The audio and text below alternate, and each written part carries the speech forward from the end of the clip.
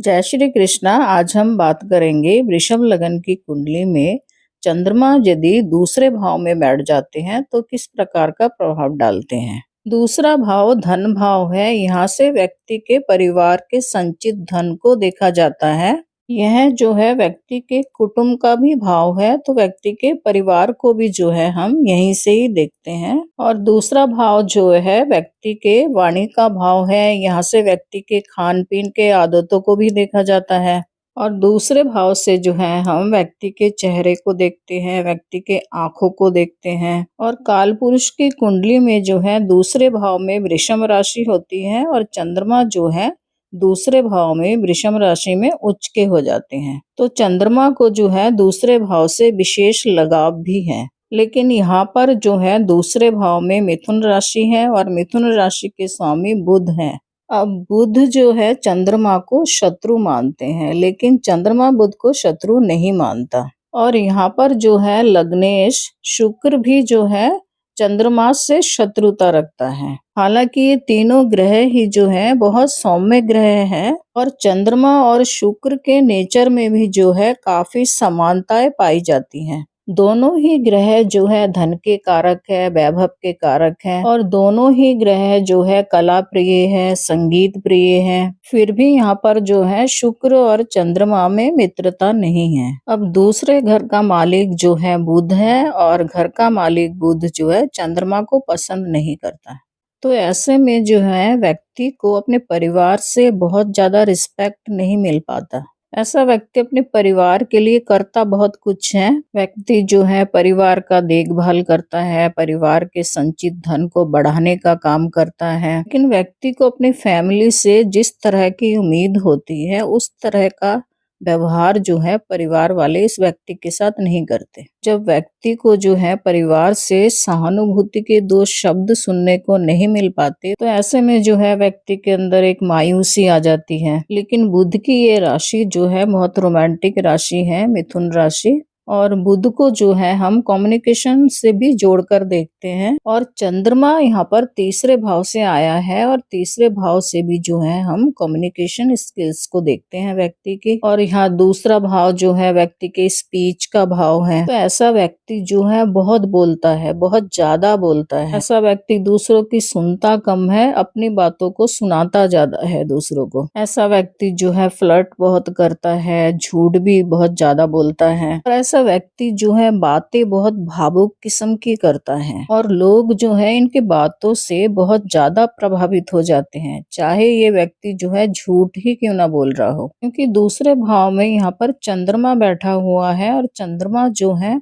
हमारी भावनाओं का कारक है। और बुध और चंद्रमा जो है दोनों ही सौम्य ग्रह हैं, तो इनकी कम्युनिकेशन में जो है सौम्यता के साथ साथ भावनाएं भी जुड़ी होंगी। तो ऐसा व्यक्ति जो है अगर अपनी अर्निंग में कम्युनिकेशन फील्ड को चुनता है तो ऐसे में व्यक्ति को जो है बहुत प्रॉफिट मिल सकता है। और चंद्रमा जो है यहाँ पर तीसरे भाव का स्वामी होकर दूसरे भाव में आके बैठा है। तीसरा भाव पराक्रम का भाव है, संघर्ष का भाव है। यहाँ से हम छोटी छोटी यात्राओं को देखते हैं, भाग दौड़ का भाव है ये। यहाँ से नेटवर्किंग को देखा जाता है, पत्रकारिता को देखा जाता है, कम्युनिकेशन स्किल्स को देखा जाता है। छोटे भाई बहनों को भी जो है हम यहीं से देखते हैं। और रोजमर्रा की जिंदगी के भाग दौड़ को जो है हम तीसरे भाव से ही देखते हैं। तो ऐसे व्यक्ति के जीवन में जो है भाग दौड़ तो लगी ही रहेगी। व्यक्ति को जो है बहुत ज्यादा संघर्ष करना पड़ेगा, पराक्रम करना पड़ेगा, तब कहीं जाके जो है व्यक्ति को सफलता हासिल होगी। ऐसा व्यक्ति जो है बहुत अच्छा व्यापारी बन सकता है, क्योंकि इस व्यक्ति की जो है कम्युनिकेशन स्किल्स बहुत ही अच्छी होती हैं। और ऐसा व्यक्ति मीडिया के कार्य में भी जा सकता है।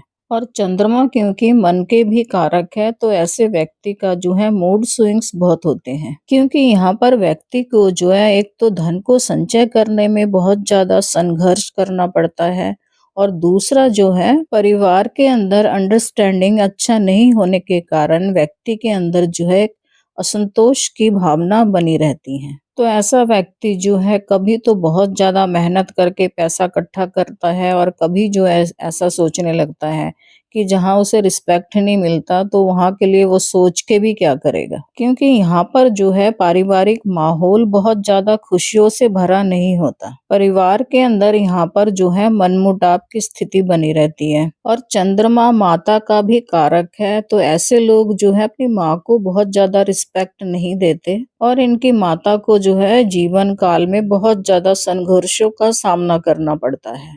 और यहाँ पर जो है हमें कुंडली में बुध की भी प्लेसमेंट देखना पड़ेगा, क्योंकि दूसरे भाव का स्वामी ग्रह बुध है। अगर बुध की प्लेसमेंट अच्छी है कुंडली में तो ऐसा व्यक्ति जो है मेहनत करके संघर्ष करके पैसे को इकट्ठा कर पाएगा और पैसे को जो है संचित कर पाएगा। और कुंडली में यदि बुध की प्लेसमेंट खराब है, बुध कहीं कुंडली में नीच का होकर बैठा है, जैसे कि मीन राशि में बुध जो है नीच के हो जाते हैं, तो ऐसे में जो है व्यक्ति को बहुत मेहनत और बहुत संघर्ष करने के बाद भी धन को संचित करने में, धन को इकट्ठा करने में जो है बहुत ज्यादा मुश्किलों का सामना करना पड़ेगा। और तीसरे भाव से जो है हम छोटे भाई बहनों को भी देखते हैं, तो ऐसे व्यक्ति का जो है छोटे भाई बहनों के साथ भी जो है बहुत अच्छा रिलेशन नहीं रहता। लेकिन व्यक्ति यदि कहीं अपने परिवार से दूर जाकर रहता है तो ऐसे में जो है रिलेशन बेटर हो सकता है, क्योंकि तीसरे भाव से दूसरा भाव जो है गिनने पर 12वां भाव होता है। 12वां भाव जो है दूर का भाव माना गया है घर से, और 12वां भाव जो है खर्चे का भाव है, व्यय का भाव है। और चंद्रमा जो है खुद के भाव से 12वें होकर अगर बैठते हैं जाके, तो ऐसे में जो है ऐसा व्यक्ति खर्चे भी बहुत करता है। व्यक्ति का जो संचित धन है उसमें भी जो है बहुत ज्यादा व्यय होता है, तो यहाँ पर जो है एक खर्चे का भी योग बन जाता है। तो ऐसे में जो है व्यक्ति को धन संचय करने में और ज्यादा संघर्षों का सामना करना पड़ता है। और ऐसे लोगों का जो खान पीन है उसे भी हम बहुत अच्छा नहीं कह सकते। ये लोग जो है अपने मूड के हिसाब से खाते पीते हैं।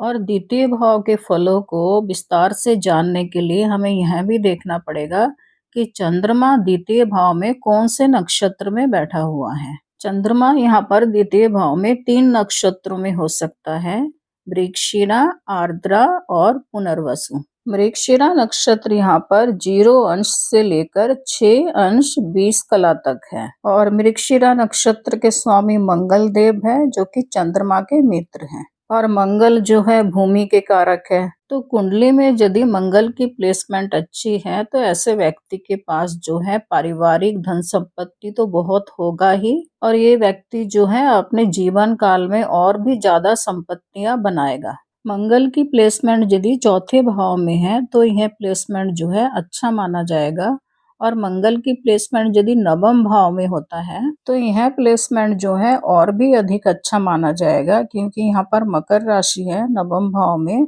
और मकर राशि में जो है मंगल उच्च के हो जाते हैं। तो ऐसे व्यक्ति को जो है अपने धन को, अपने संपत्ति को एकत्रित करने में बहुत ज्यादा संघर्ष नहीं करना पड़ेगा। और यदि मंगल नीच का होकर बैठ गया है, जैसे कि मीन राशि में अगर मंगल बैठ जाते हैं तो यहाँ पर नीच के हो जाते हैं, या मंगल कहीं कमजोर अवस्था में पड़े हुए हैं, जैसे कि छठे भाव में, अष्टम भाव में, तो ऐसे में जो है व्यक्ति संघर्ष करता रह जाएगा जीवन भर, और व्यक्ति जितना संपत्ति जोड़ना चाहता है उससे आधा भी संपत्ति व्यक्ति जोड़ नहीं पाएगा। और दूसरा नक्षत्र यहाँ पर आर्द्रा नक्षत्र है। आर्द्रा नक्षत्र के स्वामी राहु देव है, जो कि यहाँ पर 6 अंश 20 कला से लेकर 20 अंश तक है। राहु का यह नक्षत्र जो है बहुत ज्यादा तूफानी नक्षत्र है। यहाँ पर व्यक्ति को जो है अचानक फायदा और अचानक नुकसान भी होने का डर रहता है। और चंद्रमा यदि राहु के नक्षत्र में बैठे हुए हैं, ऐसे में व्यक्ति को जो है मानसिक तनाव रह सकता है, और व्यक्ति के जो है पारिवारिक रिश्ते खराब हो सकते हैं, घर में लड़ाई झगड़े हो सकते हैं, पारिवारिक संबंध में जो है एक तनावपूर्ण स्थिति पैदा हो जाती है।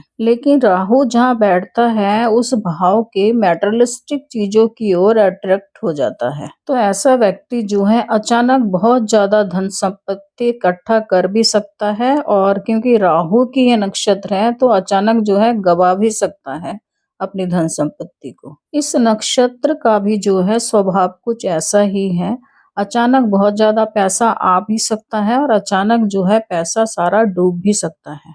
तो कुंडली में यदि राहु की प्लेसमेंट अच्छी है तो ऐसे में व्यक्ति जो है कुछ संघर्षों के बाद धन संपत्ति इकट्ठा कर भी सकता है, लेकिन इसको संभाल के रखना भी जो है व्यक्ति के लिए एक चैलेंज होगा। और तीसरा नक्षत्र यहाँ पर पुनर्वसु नक्षत्र है। पुनर्वसु नक्षत्र के स्वामी जो है गुरु बृहस्पति है, जो कि चंद्रमा के मित्र भी हैं। और पुनर्वसु नक्षत्र जो है यहाँ पर 20 अंश से लेकर 30 अंश तक है। पुनर्वसु नक्षत्र में जो है व्यक्ति को शुरुआत में तो बहुत ज्यादा नुकसान उठाना पड़ सकता है। व्यक्ति के हाथ से प्रॉपर्टी जा सकती है, धन संपत्ति जा सकती है, लेकिन बाद में जो है ऐसा व्यक्ति किसी नए काम को शुरू करता है और बाद में जो है ये व्यक्ति बहुत ज्यादा प्रॉफिट कमाता है और फिर से जो है ये व्यक्ति अपने लिए धन संपत्ति प्रॉपर्टी इकट्ठा कर लेता है। मतलब कि इस नक्षत्र में जो है अपने नाम के अनुसार ही कार्य देखने को मिलेगा। पुनर्वसु मतलब पुनः बसना, फिर से बसना। तो पुनः या फिर से वही बसेगा ना जो पहले बर्बाद हो चुका हो। तो ऐसे में व्यक्ति को जीवन में जो है एक बार बहुत ज्यादा नुकसान भी सहना पड़ता है, लेकिन बाद में सब ठीक हो जाता है। और यहाँ पर जो है व्यक्ति दोबारा से सब कुछ बना पाएगा, सब कुछ जोड़ पाएगा, क्योंकि दूसरे भाव का कारक ग्रह भी जो है गुरु बृहस्पति है काल पुरुष की कुंडली में।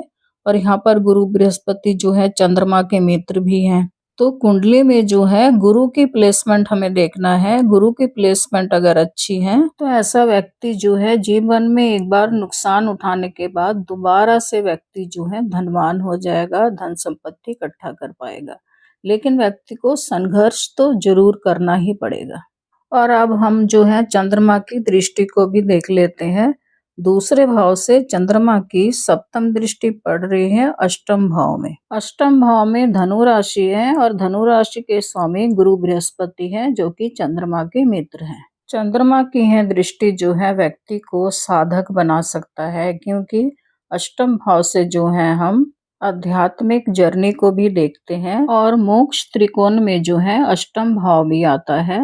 चौथा, आठवां और 12वां भाव जो है मिलकर मोक्ष त्रिकोण का भाव बनता है, क्योंकि अष्टम भाव में गुरु की राशि है और गुरु को जो है हम स्पिरिचुअलिटी से जोड़कर देखते हैं, धर्म से जोड़कर देखते हैं। तो गुरु की प्लेसमेंट कुंडली में अगर अच्छी है तो ऐसा व्यक्ति जो है आध्यात्मिक राह से खुद को जोड़ सकता है। और अष्टम भाव को जो है व्यक्ति का ससुराल भी माना गया है, तो ऐसा व्यक्ति अपने ससुराल वालों की भी जो है मदद करता है। अपने खुद के संचित धन को खर्चा करके जो है उन्हें समय समय पर गिफ्ट वगैरह देता रहता है। और क्योंकि यह गुरु का भाव है, क्योंकि 9वीं राशि गुरु की राशि है, तो ससुराल के लोग जो है स्पष्टवादी लोग होते हैं, समझदार और शिक्षित लोग होते हैं। ये लोग जो है अपनी परंपराओं से जुड़े हुए लोग होते हैं और खुद को बहुत ज्यादा शो अप करना पसंद नहीं करते। और ये लोग जो है समाज में बहुत सम्मानित लोग होते हैं। और आपकी कुंडली में चंद्रमा यदि कमजोर अवस्था में है या चंद्रमा जो है किसी क्रूर ग्रह के प्रभाव में है, जैसे कि राहु या शनि के प्रभाव में, तो ऐसे में जो है व्यक्ति की मानसिक स्थिति बहुत ज्यादा खराब हो जाती है। व्यक्ति तनाव में रहता है और व्यक्ति जो है डिप्रेशन में भी जा सकता है। तो आपके जीवन में यदि कुछ इस तरह के प्रॉब्लम आ रहे हैं तो आप जो है चंद्रमा का उपाय कर सकते हैं। सोमवार के दिन मंदिर में जाकर शिवलिंग में जल चढ़ा सकते हैं, सफेद रंग का फूल चढ़ा सकते हैं, और मंदिर में या किसी गरीब को सफेद मिठाई, सफेद कपड़ा, चावल, ये सब चीजें जो है दान में दे सकते हैं। और आप यदि चाहे इन चीजों को महीने में एक बार पूर्णमासी के दिन जो है मंदिर में या किसी गरीब को दान में दे सकते हैं। और आप चाहे तो दिन में एक माला चंद्रमा के बीज मंत्रों का जाप कर सकते हैं। ओम सोम सोमाय नमः, ये चंद्रमा का बीज मंत्र है। इनको जो है आप दिन में एक माला जाप कर सकते हैं। और आप चाहे तो 16 सोमवार का व्रत भी रख सकते हैं। इनमें से आप कोई भी एक उपाय कर सकते हैं जो आपको आसान लगे। इन उपायों को करके आप जो है अपने कमजोर चंद्रमा को और मन को मजबूत कर सकते हैं।